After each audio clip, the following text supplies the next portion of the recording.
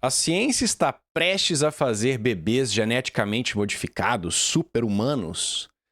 Hoje nós vamos assistir aí uma entrevista com o Álvaro Machado. O Álvaro Machado, a gente já assistiu um vídeo dele, ele deu foi um dos grandes podcasts aí no Brasil. E a gente deu algumas risadas, porque a visão dele de evolução era um pouquinho deturpada. Eu não acho que é isso que ele trabalhe. E hoje nós vamos escutar ele falando sobre terapia gênica, edição gênica, e vamos ver se ele vai ser um pouco mais coerente do que da última vez, tá? Então ele foi lá na CNBC falar sobre edição gênica, tá? Então, já imagino que a gente vai se divertir nesse vídeo aqui. A edição genética de bebês deixou de ser ficção científica, pois é. Bilionários do Vale do Silício apostam que em poucos anos será possível escolher ou aprimorar características antes do nascimento. A questão agora não é mais se isso vai acontecer, mas como e quem vai ter acesso. Este é um assunto que vamos discutir com o Álvaro Machado, um dos Então, vai acontecer, hein? Já é fato determinado. notáveis do nosso canal. Oi, Álvaro, muito boa tarde, que prazer tê-lo aqui. Prazer recíproco. Fazia tempo também que eu não conversava com você. Pois é. Tava falando com o Rodrigo Batista, do Cripto Brasil. Vamos começar a levar todo mundo pro agora também. Todo mundo acordar cedinho comigo e a gente vai bater papo agora. Coisa boa. Que é das 7 às 9h30 da manhã. Sim. Mas é bom ter... Aliás, recomendo pra todo mundo, viu? Não pode perder. Boa, isso aí, valeu. A gente sabe, o Álvaro... Eu sei, porque eu levo a sério esse negócio de programa bom. E o agora é essencial pra quem quer se informar. Maravilha. Ô, Álvaro, conta um pouquinho pra gente dessa questão da edição ou escolha dos bebês. Isso, claro, né, tem características, mas também isso pode prevenir doenças. Como que isso tá chegando? Que loucura, né? Pois é, olha só, a gente tem já uma tradição de testes genéticos durante a gravidez. E essa tradição, evidentemente, está baseada no fato de que há marcadores muito claros para algumas doenças. Então, por exemplo, a gente sabe pais que são um pouco mais velhos fazem testes específicos e a gente tem casos mais extremos. Então, por exemplo, na Islândia, praticamente 100% da síndrome de Down foi, vamos dizer assim, eliminada recentemente. Uau. Por quê? Porque é um teste específico que avalia se há uma trissomia, quer dizer, uma cópia a mais de um cromossomo específico, que é o 21, e quando isso acontece, a orientação no país é que se faça o aborto. Dinamarca, Suécia, outros países também estão lá com 98%, 99%. Escandinávia. Uau! Então, Álvaro Machado descrevendo eugenia em TV aberta ou TV privada, não sei, não conheço esse canal. Sem nenhum problema. Isso aí, senhores, é darwinismo social. Mas os nossos adversários nos dizem que o darwinismo social não tem nada a ver. É uma coisa que não existe mais. É lá do século XIX, século XX. Foi uma deturpação da origem das espécies. Hoje a gente não faz mais isso. Isso aí é pura eugenia. Você está matando deficientes. Óbvio que esse pessoal vai dizer que feto não é vida, escambau. Mas isso aí não é o ponto para essa discussão. A gente já provou várias e várias vezes nesse canal que o feto é um ser humano, está vivo. Tá?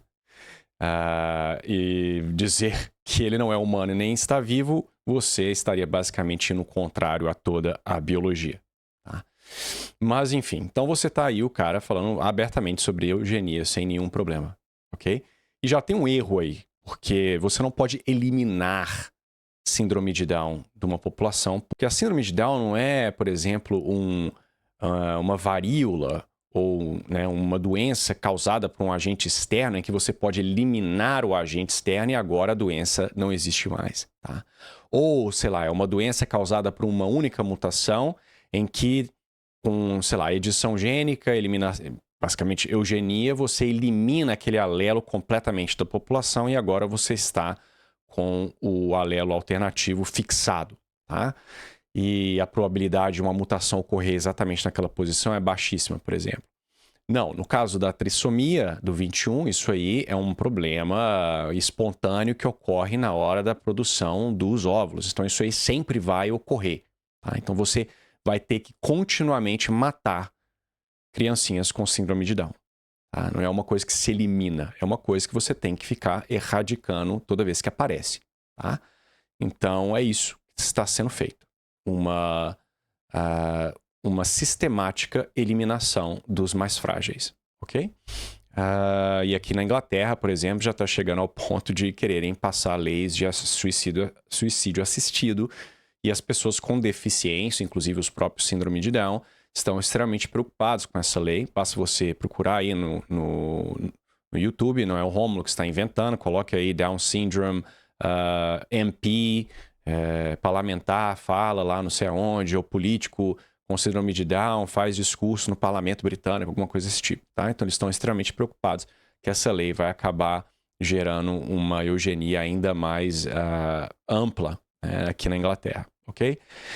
Então, esse é o mundo que nós vivemos. Eugenia pode ser falada com a cara limpa na TV, sem nenhum tipo de reclamação. Exato. É claro que isso, do ponto de vista da visão brasileira da vida, né, sobretudo a visão religiosa, é mais controverso, porque, afinal de contas, vai contra um dogma religioso que é esse, de que mesmo assim, no seu nível mais fundamental, com poucas células, ali a gente tem efetivamente um ser humano. Que é uma longa discussão e não cabe a gente debater o papo, não é? Mas, enfim, esses são testes já muito bem estabelecidos para você fazer um diagnóstico e, a partir disso, tomar uma decisão ou não.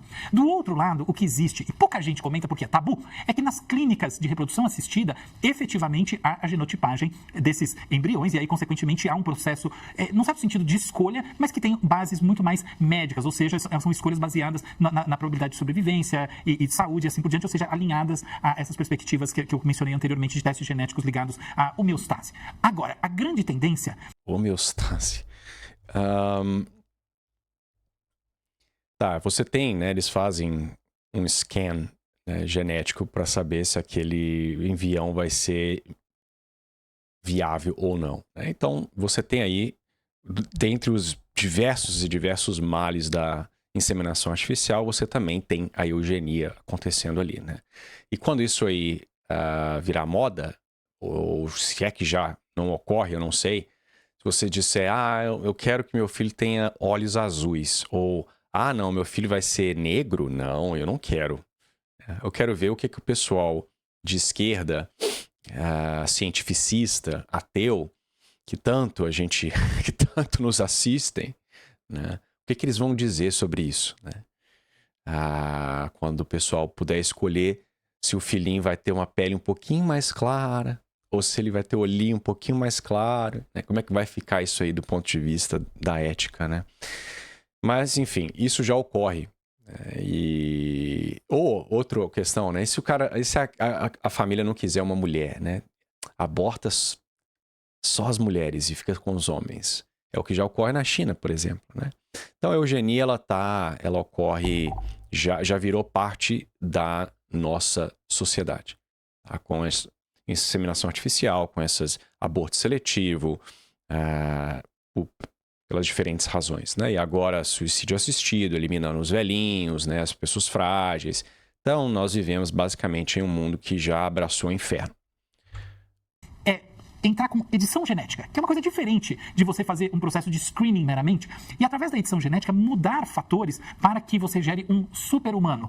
Os ecos da eugenia do nazismo estão aqui, é claro, mas do outro lado também estão ecos de uma tentativa de erradicação de doenças que são de maior complexidade. Então, eu diria que é essa luta de forças que está acontecendo e que agora vem ganhando forma através de investimentos específicos que estão sendo feitos por grandes bilionários da tecnologia e empresas como Autos Lab ou Colossal, que são empresas que estão efetivamente buscando estratégias de edição genética em embriões para supostamente melhorar a vida, mas efetivamente, no final das contas, características que são secundárias, ou seja, que não tem nenhum papel adaptativo, também podem entrar na história. Esse é o cenário. Fantástico. Agora, explica pra gente, por que gigantes de tecnologia, e não só cientistas, estão liderando esta nova fronteira da biologia? Olha só, eu acho que aqui a gente tem uma combinação de dois fatores, o ideológico e a oportunidade de negócios. Do ponto de vista ideológico, você deve ter percebido que existe uma tendência de ter muitos filhos, né? O Elon Musk tem um monte de filhos. Tem uma tese que, do ponto de vista das pessoas mais normais, ela é meio bizarra, que é que o futuro dos Estados Unidos e das grandes potências, ele vai exigir supermentes para competir com a China e assim por diante. É uma coisa meio filme de ficção, mas ela é levada a... Mas já é realidade. Já é realidade, exatamente. Então há mesmo essa orientação pró-eugênica, pró-super-humanos, os meus filhos serão os gênios do futuro e, consequentemente, eles vão liderar o país, vão liderar o mundo. Então, essa obsessão, ou talvez essa fantasia, eu acho fantasia porque, no final das contas, quando a gente olha historicamente, os grandes líderes e as grandes líderes da humanidade raramente vieram de uma preparação específica para isso, vem muito mais uma seleção natural, da cultura, mas tudo bem, tem esse aspecto ideológico forte. E do outro lado, a tese é que essa maneira como a gente trata o surgimento da vida humana vai mudar. Então, o que antes era só um screening básico para pessoas mais velhas e coisas muito específicas em alguns poucos países, vai se tornar a tendência e aí isso vai destravar um mercado trilionário, como agora se tornou moda dizer, né? Mercados trilionários estão por aí, nos data centers, na IA e etc. Então, é o mesmo papo do mercado trilionário, só que no caso é o mercado mais fundamental e eu diria, aquele que é mais controverso a gente chamar de mercado, que é o mercado da vida humana. Então, agora a pergunta de talvez $1 trilhão trilhão de dólares. Quando que essa inovação biológica já vai colocar... Então, basicamente, isso aí que ele descreveu é transhumanismo, né? E é uma ideia mais antiga do que esses trilionários aí, ou melhor, desculpa, né? Trilionário é o que eles querem se tornar, né? Mas essas empresas aí buscando dinheiro e o pessoal tipo Klaus Schwab, esse pessoal do World Economic Forum e todas Bill Gates, esse pessoal empurrando essa agenda transhumanista, né? Então, se você lê, por exemplo, Frankenstein, você já vê elementos desse transhumanismo ali já, tá? Então, é uma ideia antiga. E, obviamente, é uma ideia impossível. É uma ideia meio gnóstica também, né? Essa evolução do homem, meio Teilhard de Chardin, né? A matéria se aperfeiçoando em busca dessa melhora, tá?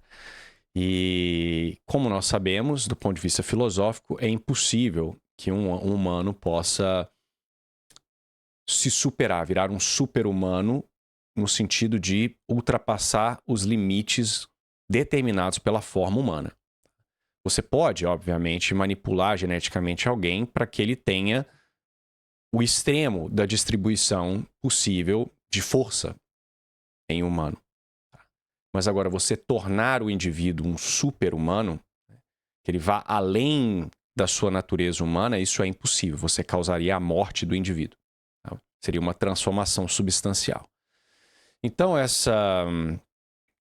esse sonho, né, satânico desse pessoal, ele está fadado ao fracasso. O problema é que no processo muitas vidas serão perdidas, principalmente se essa brincadeira de querer editar genoma de criança for adiante. Hoje em dia você não pode fazer isso, tem questões éticas, até nos países mais decadentes, você não pode fazer esse tipo de edição genética em bebê. Geralmente as doenças que vocês estão vendo serem tratadas aí, por exemplo, anemia falciforme, usando terapia gênica, são feitas em adultos, tá? E o processo é muito mais complicado. E ainda tem a CRISPR, que eu já fiz vídeo sobre isso também. Você tem problemas, né? Ainda não está um ponto de segurança completo para você colocar isso em para ser utilizado pela população inteira, tá? A CRISPR, às vezes ela erra, ela corta no lugar errado. Então, assim, você tem esses problemas, né? Então, tentar editar o genoma de um feto, isso vai gerar um holocausto de crianças, tá? Mas para esse povo é irrelevante, porque eles já matam milhões através do aborto aí todos os anos. Então, o que é matar mais alguns milhares aí no processo, né? Mas a ideia de fazer super-humanos, ela é uma ideia satânica e uma ideia que nunca será atualizada, tá? Apesar das tentativas. Ser colocado em prática. Ou ainda vai demorar um pouquinho. Essa é de $1 trilhão mesmo, porque no final das contas, ao contrário do que pode parecer, a discussão não é simplesmente tecnológica. Não é você conseguir fazer edição genética de forma segura, não é você conhecer protocolos e implementá-los nos serviços públicos, não é nada disso. Ela é sobretudo regulatória. O Brasil, por exemplo, tem uma regulação de biossegurança de 2005 que proíbe a manipulação de embriões com finalidades reprodutivas. Na Europa existe algo parecido. E assim vai. Nos Estados Unidos e na China, a regulação é muito mais flexível, por assim dizer. E aí, consequentemente, é possível que surjam iniciativas e ganhem formato, assim, através dessas startups ou eventualmente até de outras, que venham a criar paradigmas. Mas no final das contas, vai ser no domínio regulatório que essas coisas vão entrar para a prática comum da vida humana e mudando ela de uma forma que, se a gente parar para ver, compete com os desígnios da seleção natural. Ou seja, a partir dessa premissa, a gente não vai estar mais submetidos a meras forças darwinianas ou eventualmente tentando tratar as doenças para mitigá-las, mas a gente vai estar fazendo seleção cultural muito na linha que o Nietzsche falava da criação de um super-humano. Álvaro, então, diante de tudo que você falou, eu já começo a imaginar um mundo onde nascer de forma natural vai ser exceção e não a regra? Essa é a premissa, essa é a promessa. Se ela é uma promessa positiva ou não, eu acho que, assim, cabe... Esse é um papo de bar, tá bom? Agora, eu acho que pra gente vale pensar que, sendo essa promessa uma realidade, eventualmente o que pode acontecer é que a espécie humana, como a gente a conhece, ela deixe de existir aos poucos. Muito se discute sobre como a espécie humana pode desaparecer. O aquecimento global, ou guerras locais com armas biológicas que vão se espalhando, a inteligência artificial. Eu acho essas hipóteses... Robôs humanoides. Eu acho essas hipóteses pouco prováveis. Agora, a tese de que a gente mesmo possa se diferenciar geneticamente desse ser de origem e através dessa criação de uma variante humana culturalmente induzida na sua reconstrução genética, criar um ser que no final das contas se diferencie tanto da gente a ponto de gerar uma outra espécie, essa eu não duvido. Eu acho que eventualmente o fim da espécie humana não virá na dor, mas virá no amor, justamente a partir desse tipo de coisa. Legal, Nossa. Então, olha, surpreendentemente, esse vídeo dele foi menos pior do que o anterior que a gente reagiu. Acho que porque no outro ele estava no podcast, ele estava, né, com as rédeas soltas, falando o que queria, e aqui ele deve ter sido, né, treinado antes de entrar. Ele fez aquele adendo lá sobre a religião, né, sobre o aborto não ser permitido, etc. Né? O povo deve ter falado, você tem que falar isso, porque você está num país cristão, etc. Então foi menos pior. Mas veja o delírio, né? Esse final aí. Então ele realmente acredita que essa agenda transhumanista ela será aplicada e que haverá uma especiação e haverão aí seres humanos no futuro que são diferentes da espécie atual. Tá? Isso, olha, num ponto de vista darwinista, ateu, isso não é ilógico. O ser humano é uma espécie como qualquer outra, suscetível, sujeita à seleção, mutação, variação e evolução. Então, tecnicamente, se houvesse um processo de seleção fortíssimo em humanos, você veria variedades de humanos igual você vê em cachorros e afins. Né? E na narrativa darwinista, se isso aí fosse uma pressão seletiva extremamente forte, né, um coeficiente de seleção forte, as diferenças muito grandes, você eventualmente teria uma especiação. Então, eu não estou aqui questionando a lógica dentro do panorama, né, do evolucionista. Eu estou aqui simplesmente dizendo que isso é uma loucura. Isso nunca vai acontecer. Como eu falei, o que determina o homem é a sua alma intelectiva. Então, você tem uma forma substancial, ela vai limitar os acidentes que o organismo, no nosso caso, né, humano, é capaz de receber. Então, você não pode ir alterando o organismo na esperança de que ele vá se tornar outra coisa, que ele vá ganhar superpoderes. Você vai matar o organismo. Então, se essa linguagem filosófica é um pouco complicada para você, você não está familiarizado, pensa da seguinte forma: você não pode pegar um porco e fiar asas nele de albatroz. Tá? Então, o porco, ele não tem a capacidade de receber essa asa. Né? O seu corpo, a sua fisiologia, o seu peso, os seus ossos, eles não estão dispostos a esse tipo de vida. Né? O agir segue o ser. Os organismos agem conforme aquilo que eles são. Então, não tem como você ir alterando esse ser, não. Então,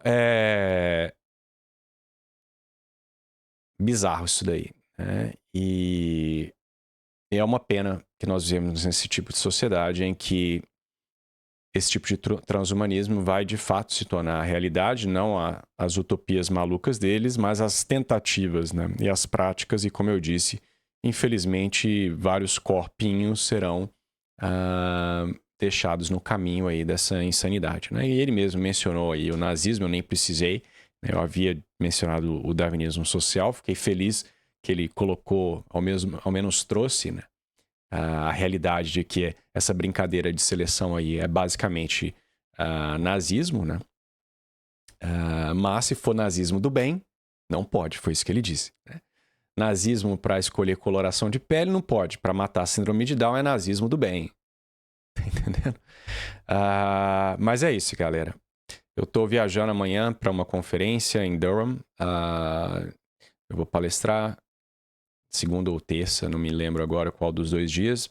Então, eu volto na terça-feira à noite. Então, eu estarei... Não sei se eu terei condições de gravar vídeo. Certamente não segunda e terça, por causa da conferência, que dura o dia inteiro. Não sei, amanhã e sábado no hotel, provavelmente não. Mas veremos. Tá? Então, tenham um excelente final de semana e os vejo talvez na quarta. Fiquem com Deus.